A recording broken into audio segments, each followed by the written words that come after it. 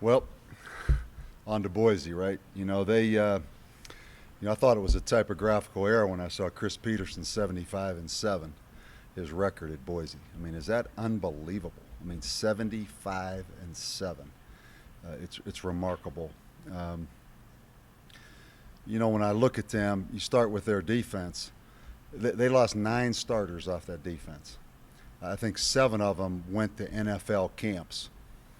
That shows you where that program is. I mean, to be able to lose 9 starters, 7 go to NFL camps, and be right now, in my opinion, as good as it's hard to judge. I mean, Texas defense was really good.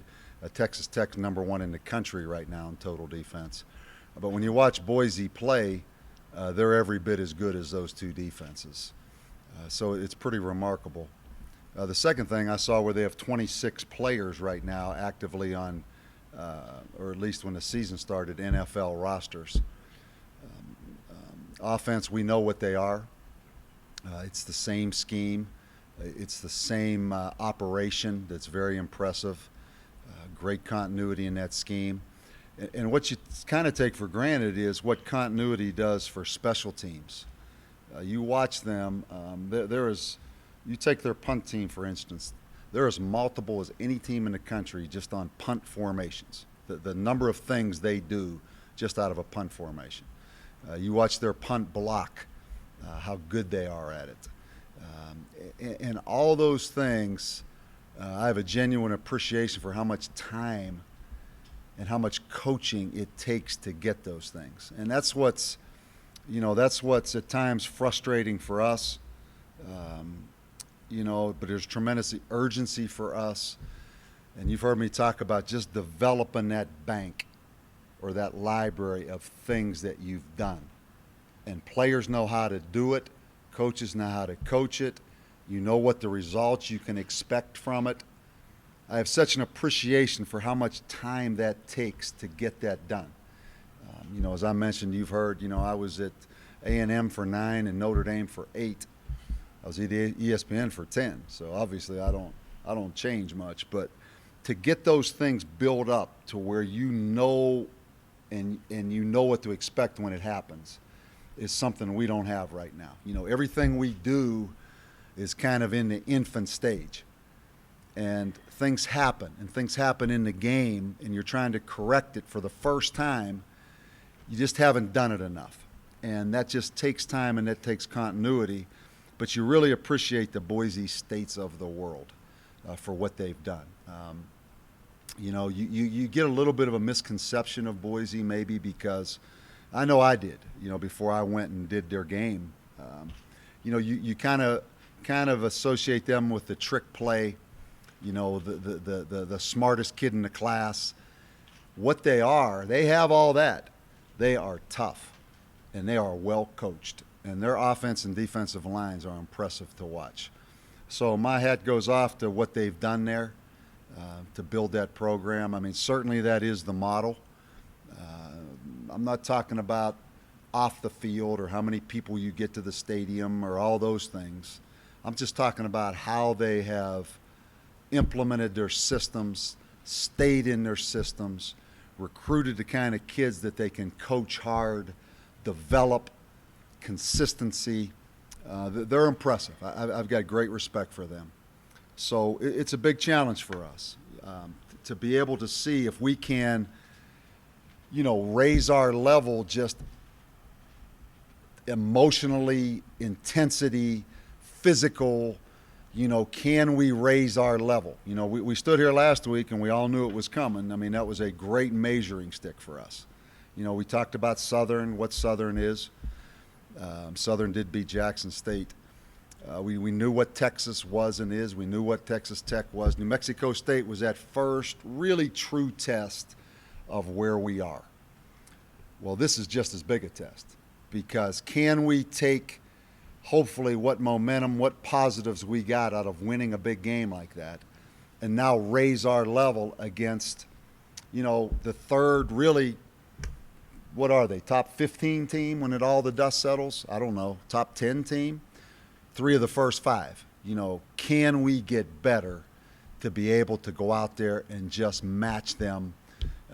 Maybe not on the scoreboard, just match them physically, effort-wise, execution-wise, our guys against their guys. Can we do what we do as well as what they do with their guys? Can we get our guys to play at as high as level as they get their guys to play? That's the challenge. That's the challenge. So, with that said, any questions you guys have, I'll be happy to answer. Coach, do you think Boise State is the best team in the conference? I haven't seen any other teams. This is our first conference game. I've not even seen other conference teams on tape. But just knowing what I know, they're 75-7 since Chris Peterson's been there. They're the highest scoring team in the country since 2000 in college football. Think about that. They're averaging 42 points a game since the year 2000. So it'd be hard to bet against them right now without watching anybody else, just based on their history. Coach, talking about betting against them, do you guys pay attention to stuff like that, like the odds makers saying you guys are this point underdog or that, and use that for motivation at all? No, zero. No, don't pay attention to that at all. Coach, you're going to have 2 extra days to recover throughout this arc. How big of a deal do you think it's going to be? I don't know. I got enough issues just trying to get us to recover from Las Cruces, So, I think definitely that's an advantage. Obviously, they have 2 more days. Particularly, our offense is a little bit different, so it gives them an extra chance to get that. They're getting some heat on them on offense. It's amazing. They beat BYU. That's a big win. But I guess they didn't score enough points, so they're getting some outside heat because the expectations, they've risen those expectations are so high. So it gives them a couple days to kind of really look at that. Anytime you have extra time and you have extra preparation, it helps you. Now, in the end, is that going to be any difference to the outcome? No. But it helps you a little bit, definitely. Coach, you talk about where you think the team is now returning home compared to your first game against Southern? At least we know more about what to expect, what they're like. We've seen them win a blowout win. We've seen them had a blowout loss. Now we've seen them in a fairly close game. So you know more about your team. I'd like to think we're better. And I think if we can stay healthy, I think we'll continue to get better because I know the attitude is really good right now. I feel like the players understand that this plan will give them a chance to win. So, I think we're better right now than when we were when we started against Southern. But we need to stay healthy to continue to get better as the season goes on. But yeah, I think we're a better team right now. Coach, they were pretty stout defensively against BYU. You convinced you can still run the ball against them? No, they've got a great combination of some really stout guys and some really athletic guys. Their 2 defensive ends are depending who they have in there, because they play about 4 of them, are tall, rangy, athletic. Then their inside players are guys that look like they've been in that weight room since they brought them out of high school. Then they've got some really good secondary guys. They've got a good mix of physical guys and athletic guys. And they don't make a mistake. They're not going to – same on offense. On defense, they're not going to be in the wrong gap. They're not going to bust the coverage. They're not going to line up wrong. They're going to make you earn every single thing you get. So, yeah, they're and we're a little undersized. Garrett Adcock's right at 270. Lamar Bratton's right a little bit over 270. We're not real big. Dylan Farrell's a tall, rangy guy, but we're pretty athletic in there, and we've got a pretty good scheme. But they are really good run defense, really good, and so was BYU's defense. Coach, you ran Lamar Thomas and Rocket Williams since last week. You plan on using him even more at that spot? Yeah, we would have used him more Saturday night if he wouldn't have cramped up.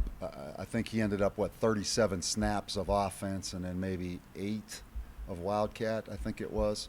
A lot depends on Lamar securing the snap and mechanics, securing the snap and mechanics.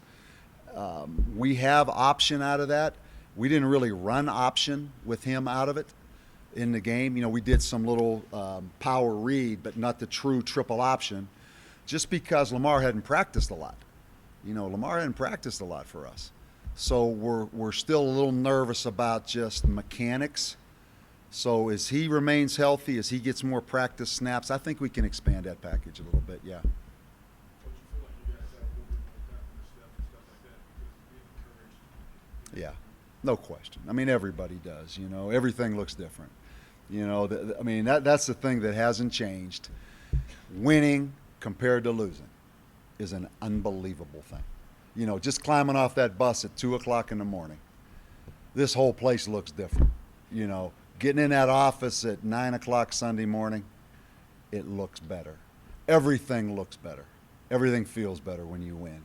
And that's something that, you know, I mean, when you're out of coaching, you talk about that and you think about that, where the wins don't feel as good, but those losses don't hurt nearly as bad. I mean, it is a highest high, lowest low. And that's everybody. That's everybody. I mean, there's nothing like winning. And to ever get it going, you have to win. You know, you can talk about all the little victories against Texas and all the little this. You better win the game to get it going. And that's what it is. Do you plan to get Chase Clayton more rushing touches? Yeah, we have to. Again, he missed the entire spring.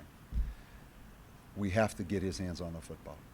And out of respect to Chase Clayton, something you guys didn't notice, if it was kickoff coverage or punt coverage, they double teamed Chase Clayton every time. Every time 25 ran down that field, he was double teamed in that game. So other people realized that he's a weapon. He's a big guy that can run. And we need to find a way, either throwing it to him, pitching it to him, some ways to get 25, get his hands on the ball more. He is 25, right? Yeah. How about Brandon Branch's performance as a redshirt freshman stepping up? What impresses you most about what he's done? Yeah, Brandon's a neat guy. You know, Albuquerque Academy, high academic guy, smart, thrown into the fire. You know, he was a corner last year, I guess, as a redshirt guy. He played every snap Saturday night. Picked up the fumble. I thought he had a chance to score on that. He's done some good things. He really has. He's a young safety that it's important to him. New Mexico football is important to him. He's from right here in town. He's just learning. He's a little bit robotic, like he thinks things too much, like a lot of cerebral guys do. You know, he thinks about it so much. The next step is to get him to cut it loose and just react. But I'm really glad he's here. He's got a chance to play a lot of football for us over the next 3 years, and I'm pleased with Brandon Branch. You know, he's jumped in there and he does what you ask him to do, and he's going to get better. Coach, you've said over the last couple of days, we now know what kind of team we are, what we have Yeah. to do to be successful. What is Yeah. that? Well, it's being third in the country in fewest penalty yards. It's controlling time of possession the best we can. It's being really good in turnover margin. You know, there's not a lot of margin for error with us. You see that. Not a lot of margin for error. Doesn't matter who we play. You know, for us to win, it's going to have to be a total team effort. We've got to put our best guys on special teams. We've got to keep the ball on offense. We've got to find a way right now, because we don't have a lot of nickel dime defensive backs. We're just not that team, to keep our regular linebackers out there and play. That's what we are. You know, we probably spent a little too much time matching up with nickel dime strategy, that kind of stuff, and then you find out you don't have any guys to do it with, you know, after all the dust settles.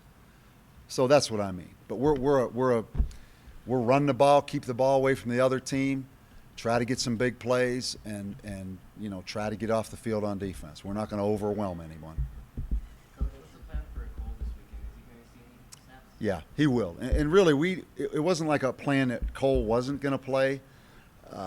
You know, just the flow of the game, and then with Lamar getting some of those wildcat snaps, we really meant to play Cole against New Mexico State. He'll play this game. He'll play this game, yeah. what it is to me is how well they execute across the board, whether it's offense, defense, kicking game. They're a great execution team, and they're a very well coached team. So to think they're going to give you something or to think they're going to make a mistake, forget about that. You're going to have to earn every single thing you get, whether it's every time you punt the ball, you better hold on, or it's every time they punt the ball, you better hold on. They are good in every phase. And I appreciate the time they've invested to get it that way.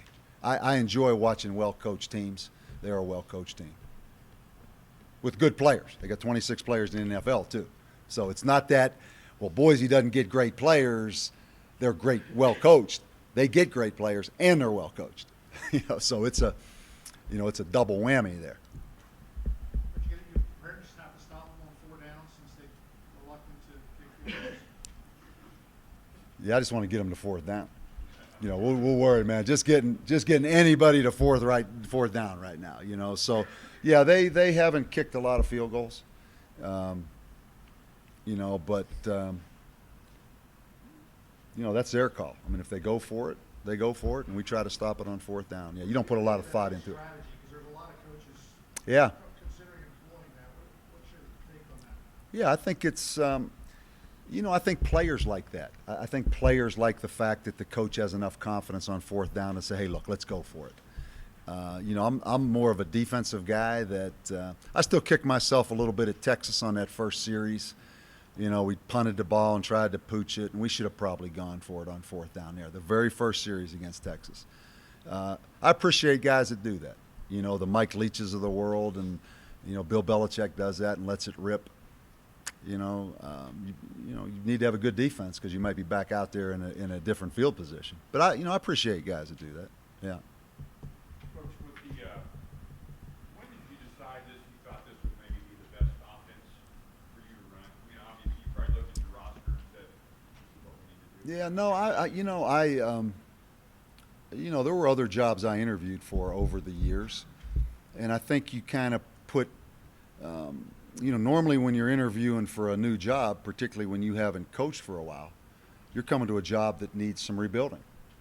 And then based on where it is, the location, the kind of players you can get, all those things, but even more than that, all my years coaching defense, the Armies and the Navies and the Air Forces wore us out. Preparation-wise, the players didn't want to play against them. The coaches, just talk to coaches' wives. I promise you, the week of those games is the worst week for a coach's wife. So I said, you know what? I'm a dumb sucker if I become a head coach again and I don't do that in some form or fashion. And we just haven't made, I've talked before. I mean, I would be true triple option if I thought we could get our defense coached up enough doing that. But when you're true triple option, how does your defense get ready? Because you practice against each other so much, and you never see that. With our offense, at least the formations, we do have the ability to throw it. Even though it's hard to defend our offense in practice, at least there's more multiplicity to our offense, which helps our defense. And I think the balance that you can get, when we get it right, you can see we're difficult to stop. Now, how many times we throw it, how many times we run it, that depends on how they line up and what we can do. But if we get the right guy running it and the right personnel as we go forward, I have no doubt this will be the right offense for the University of New Mexico moving forward. I really believe that. And we're committed to it. We're locked into it. Would it be accurate to say that you said that message during the interview process? Yeah, but that message hurts you in interview processes. I interviewed for jobs where I said, listen, you want to cut all the BS. Let's get through the superficial stuff.